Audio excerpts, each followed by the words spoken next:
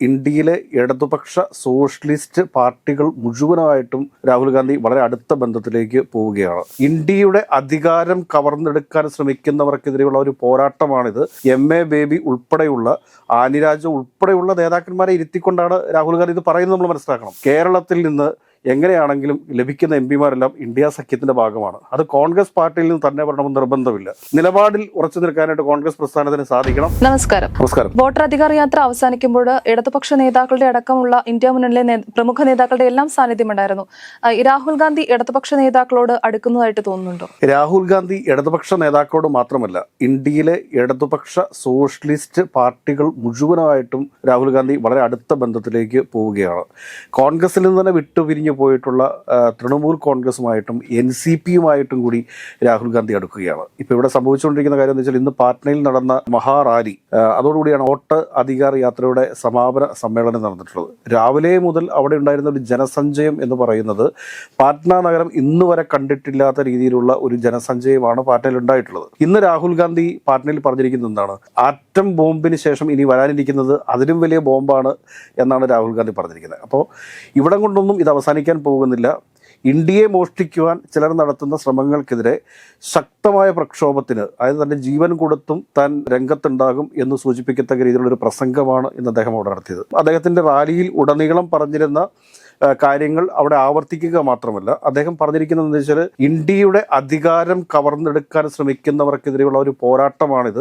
ആ പോരാട്ടത്തിൽ നമ്മൾ എല്ലാവരും ഒരുമിച്ച് നിൽക്കുമെന്നാണ് പറഞ്ഞിരിക്കുന്നത്. ആരൊക്കെയാണ് ആ സമയത്ത് വേദിയിലുണ്ടായിരുന്നത് നമ്മൾ ശ്രദ്ധിക്കണം. എം.എ. ബേബി ഉൾപ്പെടെയുള്ള ആനിരാജ ഉൾപ്പെടെയുള്ള നേതാക്കന്മാരെ ഇരുത്തിക്കൊണ്ടാണ് രാഹുൽ ഗാന്ധി ഇത് പറയുന്നത് നമ്മൾ മനസ്സിലാക്കണം. അപ്പോൾ ഇന്ത്യയിലുള്ള എല്ലാ പ്രതിപക്ഷ രാഷ്ട്രീയ പാർട്ടികളും, അതായത് ഇടതുപക്ഷ സോഷ്യലിസ്റ്റ് രാഷ്ട്രീയ പാർട്ടികൾ മുഴുവൻ അണിനിരന്ന ഒരു മഹാറാലിയാണ് പാറ്റ്നയിൽ നടന്നത്. ഇത് ഇന്ത്യ മുന്നണിയെ സംബന്ധിച്ചിട്ട്, അല്ലെങ്കിൽ മതേതര കാഴ്ചപ്പാടുള്ള ജനാധിപത്യം സംരക്ഷിക്കണമെന്നും ഇവിടുത്തെ ഭരണഘടന നിലനിൽക്കണമെന്നും ആഗ്രഹിക്കുന്ന ആളുകൾക്കുള്ള ഒരു വലിയ സന്തോഷ വാർത്തയാണ്. ഇപ്പോൾ ഇടതുപക്ഷത്തേക്ക് കൂടുതലായിട്ട് രാഹുൽ ഗാന്ധി അടുക്കുന്നതിന്റെ ഒരു ലക്ഷണമാണ് എം.എ. ബേബി എന്ന വേദിയിലെത്താനായിട്ട് കാരണം. ഇനി തെരഞ്ഞെടുപ്പിന് വെറും 7 മാസം മാത്രമാണ് ബാക്കിയുള്ളത്.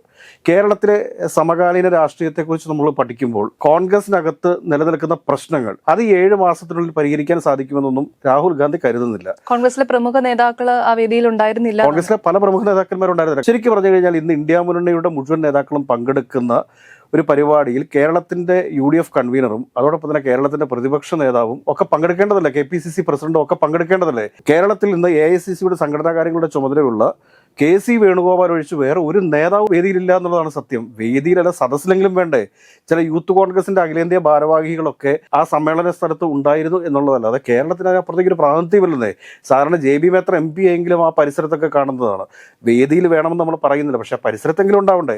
പക്ഷെ അവരെ പോലും അവിടെ കാണാൻ സാധിക്കുന്നില്ല എന്ന് പറയുമ്പോഴത്തേക്ക് രാഹുൽ ഗാന്ധിയെ സംബന്ധിച്ചിട്ട് രാഹുൽ ഗാന്ധിക്ക് ചില തീരുമാനങ്ങൾ അദ്ദേഹത്തിന്റെ മനസ്സിൽ ഉണ്ട് എന്ന് വേണം നമ്മൾ കരുതാനായിട്ട്. പ്രത്യേകിച്ച് കേരളത്തിന്റെ കാര്യത്തിൽ. കേരളത്തിലെ നിയമസഭാ തെരഞ്ഞെടുപ്പിന് ഇനി 7 മാസം മാത്രമാണ് ബാക്കിയുള്ളത്. ഈ അവസരത്തിൽ ഇപ്പോൾ കേരളത്തിൽ നടന്നുകൊണ്ടിരിക്കുന്ന കാര്യങ്ങൾ എന്തൊക്കെയാണ്? 2 നേതാക്കന്മാരെ സംരക്ഷിക്കുന്നതിന് വേണ്ടി കോൺഗ്രസ് പാർട്ടിയുടെ നിലപാടുകളിൽ നിന്നെല്ലാം മാറ്റം വരുത്തിക്കൊണ്ടിരിക്കുകയാണ്. കാരണം ഒരാളെ പാർട്ടിയിൽ നിന്ന് സസ്പെൻഡ് ചെയ്യുന്നു. ഈ സസ്പെൻഡ് ചെയ്യുന്ന ആളെ പിന്നെ സംരക്ഷിക്കുന്ന ഒരു രീതിയിലേക്കും കൂടി ഉന്നതരായിട്ടുള്ള നേതാക്കന്മാർ അല്ലെങ്കിൽ മുതിർന്ന നേതാക്കന്മാർ നിലപാട് മാറ്റുമ്പോൾ പിന്നെ കോൺഗ്രസിന്റെ പ്രഖ്യാപിത നയങ്ങൾക്കെല്ലാം വിരുദ്ധമല്ല ഇത്. കോൺഗ്രസിനെ സംബന്ധിച്ചിട്ട് ഈ രാജ്യത്തിലെ സ്ത്രീകളുടെ സുരക്ഷയും സംരക്ഷണവും ഇതിനുമൊക്കെ വേണ്ടിയിട്ട് കൃത്യമായ നയരൂപീകരണം നടത്തിയിട്ടുള്ള സ്ത്രീപക്ഷത്ത് നിന്നിട്ടുള്ള ഒരു രാഷ്ട്രീയ പാർട്ടിയിലെ കോൺഗ്രസ് എന്ന് പറയുന്നത്. ആ കോൺഗ്രസ് പാർട്ടി ഇതുപോലുള്ളൊരു നയം സ്വീകരിക്കുമ്പോൾ, അപക്വമായ നിലപാട് സ്വീകരിക്കുമ്പോൾ, അതിന് 2 വ്യക്തികൾക്ക് വേണ്ടിയിട്ട് ഇങ്ങനെയുള്ള നിലപാടുകൾ സ്വീകരിക്കുമ്പോൾ അതിന് ശക്തമായ എതിർപ്പ് രാഹുൽ ഗാന്ധിക്ക് ഉണ്ട് എന്ന് വേണം നമ്മൾ കരുതാനായിട്ട്. ഡൽഹിയിൽ ബസ്സിൽ വെച്ചിട്ട് അതിക്രൂരമായി ബലാത്സംഗം ചെയ്യപ്പെട്ട് കൊല ചെയ്യപ്പെട്ട ഒരു പെൺകുട്ടിയുടെ സഹോദരനെ പഠിപ്പിച്ചതിന്റെ മുഴുവൻ ഉത്തരവാദിത്വം ഏറ്റെടുത്ത ആളാരാണ്? രാഹുൽ ഗാന്ധിയാണ്. ആ പഠനത്തിന് മുഴുവൻ ചെലവും വഹിച്ചത് അദ്ദേഹമാണ്. അപ്പോൾ അത്രയും സ്ത്രീ സുരക്ഷയ്ക്ക് പ്രാധാന്യം നൽകുന്ന രാഹുൽ ഗാന്ധിയെ സംബന്ധിച്ചിട്ട് ഇത് നിസ്സാരമായിട്ട് കാണാൻ വേണ്ടി സാധിക്കത്തില്ല. സംസ്ഥാനത്തെ നേതാക്കന്മാർക്കെല്ലാം കർശനമായ ഒരു നിർദ്ദേശം ഇദ്ദേഹം ആദ്യം തന്നെ കൊടുത്തിരുന്നു. ഈ ഒരു വിഷയത്തിൽ, രാഹുലും മാങ്കൂട്ടുമായി ബന്ധപ്പെട്ട വിഷയത്തിൽ കർശന നടപടി സ്വീകരിക്കണമെന്നുള്ള നിർദ്ദേശം ഹൈക്കമാൻഡ് നൽകിയിരുന്നു. പക്ഷേ അത് ഒരു സസ്പെൻഷനിൽ മാത്രം ഒതുക്കി ഈ നാട്ടിലെ ജനങ്ങളുടെ കണ്ണിൽ പൊടിയിടുന്ന സമയത്ത് രാഹുൽ ഗാന്ധിയെ സംബന്ധിച്ചിട്ട് കേരളത്തിൽ നിന്ന് എങ്ങനെയാണെങ്കിലും ലഭിക്കുന്ന എം പിമാരെല്ലാം ഇന്ത്യ സഖ്യത്തിൻ്റെ ഭാഗമാണ്. അത് കോൺഗ്രസ് പാർട്ടിയിൽ നിന്ന് തന്നെ വരണമെന്ന് നിർബന്ധമില്ല. ഈ കോൺഗ്രസിനെ സംബന്ധിച്ചിട്ട് 2026 തെരഞ്ഞെടുപ്പിൽ അധികാരത്തിലെത്താൻ സാധിക്കാത്ത പക്ഷം കേരളത്തിലെ കോൺഗ്രസ് 3ഉം 4ഉം പീസായിട്ട് മാറും എന്നുള്ള കാര്യം സത്യമാണ്. പിന്നെ മുസ്ലിം ലീഗിനെ സംബന്ധിച്ച് മുസ്ലിം ലീഗിന് അടുത്ത 2026 അധികാരം കിട്ടിയില്ലെങ്കിൽ പ്രതിപക്ഷത്തിരിക്കാനായിട്ട് അവർ ഒരു കാരണവശാലും ആഗ്രഹിക്കുന്നില്ല. അവർ ഉറപ്പായിട്ടും എന്ത് കാണിക്കും? അവർ ഭരണം ആരുടെ കൂടെയാണോ ഉള്ളത് അവരുടെ പക്ഷത്തേക്ക് മാറും. അപ്പോൾ രാഹുൽ ഗാന്ധിയെ സംബന്ധിച്ചിട്ട് ഇടതുപക്ഷത്തോട് കൂടുതൽ അടുത്തേ മതിയാവൂ. കാരണം ഒരു മതേതര സർക്കാർ 2029 കേന്ദ്രത്തിൽ അധികാരത്തിൽ വരണമെന്നുണ്ടെങ്കിൽ ഇടതുപക്ഷത്തിന് പിന്തുണ ആവശ്യമാണ്. ഇടതുപക്ഷം തളർന്നു കിടക്കുന്ന പശ്ചിമബംഗാൾ ഉൾപ്പെടെയുള്ള സ്ഥലങ്ങളിൽ, അതുപോലെ തന്നെ ആന്ധ്രാപ്രദേശ്, തെലങ്കാന, ഇപ്പോൾ എന്തിനേറെ പറയുന്നു, ഇപ്പോൾ തെരഞ്ഞെടുപ്പ് നടക്കാൻ പോകുന്ന ബീഹാറിലൊക്കെ CPM-നും CPML-നും CPI-ക്കും ഒക്കെ ചെറിയ തോതിലാണെങ്കിൽ സ്വാധീനമുള്ള സ്ഥലങ്ങളാണ്. അപ്പോൾ ദേശീയ തലത്തിൽ ഇടതുപക്ഷ സംഘടനകളെയും അതുപോലെ സോഷ്യലിസ്റ്റ് പ്രസ്ഥാനങ്ങളെ, ഇപ്പോൾ RJD ഉൾപ്പെടെയുള്ള സോഷ്യലിസ്റ്റ് പ്രസ്ഥാനങ്ങളെയും സമാജ്വാദി പാർട്ടി ഉൾപ്പെടെയുള്ള സോഷ്യലിസ്റ്റ് പ്രസ്ഥാനങ്ങളെയും കൂട്ടിച്ചേർത്തുകൊണ്ട് രാഹുൽ ഗാന്ധി വളരെ വലിയൊരു മുന്നേറ്റമാണ് നടത്താൻ വേണ്ടി പോകുന്നത്.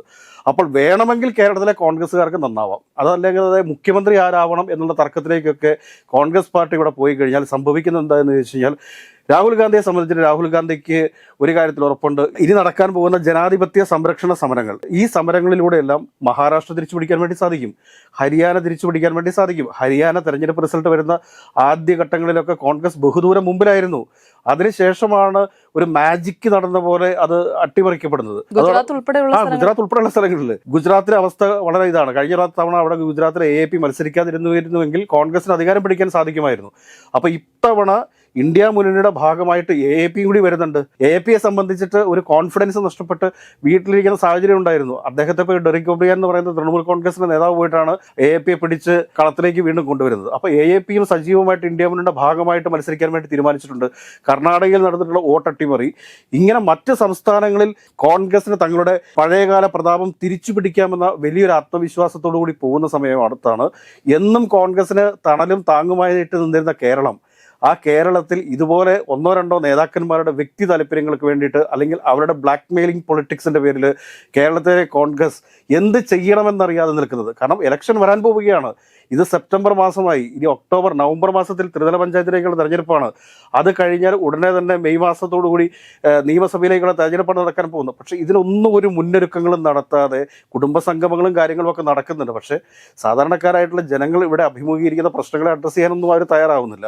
അതുകൊണ്ട് തന്നെ രാഹുൽ ഗാന്ധിയെ സംബന്ധിച്ച് രാഹുൽ ഗാന്ധി എനിക്കൊന്നും മടുത്തു എന്നെനിക്ക് തോന്നുന്നു. രാഹുൽ ഗാന്ധി വയനാട്ടിൽ MP ആയിരുന്നു. അദ്ദേഹത്തിൻ്റെ സഹോദരിയും AICC ജനറൽ സെക്രട്ടറി ആയിട്ടുള്ള പ്രിയങ്ക ഗാന്ധിയാണ് ഇപ്പോൾ അവിടുത്തെ MP ആയിട്ടുള്ളത്. അവർ പോലും എനിക്ക് തോന്നുന്നു കേരളത്തിലെ കോൺഗ്രസ് നേതാക്കന്മാരുടെ ഇതേ രീതിയിലുള്ള ഒരു പ്രവൃത്തിയിൽ അസംതൃപ്തിയാണെന്ന് എനിക്ക് തോന്നുന്നു. കോൺഗ്രസിന് അന്ന് അകത്തിന് തന്നെ വിമർശനങ്ങൾ ഉയർന്നു വരുന്നുണ്ട്. അപ്പോൾ നമ്മൾ ഒരു കാര്യം മനസ്സിലാക്കേണ്ടത്, വോട്ട് അധികാർ യാത്രയിലൂടെ രാഹുൽ ഗാന്ധിക്ക് ഏറ്റവും പ്രിയങ്കരമായിട്ട് ഇടതുപക്ഷ പ്രസ്ഥാനങ്ങൾ മാറിക്കൊണ്ടിരിക്കുന്നു. എന്നാൽ കേരളത്തിലെ കോൺഗ്രസ്സുകാരുടെ കയ്യിരിപ്പ് കാരണം രാഹുൽ ഗാന്ധി ഒരുപക്ഷെ ഈ കേരളത്തിലെ കോൺഗ്രസ്സുകാരെ ഇട്ടിട്ട് കേരളത്തിലെ ഇടതുപക്ഷത്തോടൊപ്പം ചേരുകയും 2029 തെരഞ്ഞെടുപ്പിൽ ഇടതുപക്ഷത്തു നിന്നും കൂടുതൽ MPമാരുണ്ടാവുകയും അവരെയൊക്കെ വെച്ചുകൊണ്ട് ഒരു പുതിയ ഇന്ത്യ മുന്നണിയുടെ സർക്കാർ കേന്ദ്രത്തിൽ രൂപീകരിക്കാനുള്ള സാധ്യതകളുമാണ് മുമ്പിലുള്ളത്. അതല്ലെങ്കിൽ കോൺഗ്രസ് നിലപാടുകളിലേക്ക് തിരിച്ചു വരണം, ആ ശക്തമായ നിലപാടുകളിലേക്ക് വരണം. കോൺഗ്രസ് പ്രസ്ഥാനം എന്ന് പറയുന്നത് ഏതെങ്കിലും ഒന്നോ രണ്ടോ വ്യക്തികൾക്ക് മേൽ ഡിപ്പെൻഡ് ചെയ്ത് നിൽക്കുന്നതല്ല. അത് leader Shri K Karunakaran Indian National Congress വിട്ടുപോയിട്ടും ഈ പാർട്ടിക്ക് ഒന്നും സംഭവിച്ചിട്ടില്ല എന്ന് മനസ്സിലാക്കണം. അന്ന് രമേശ് ചെന്നിത്തല എന്ന KPCC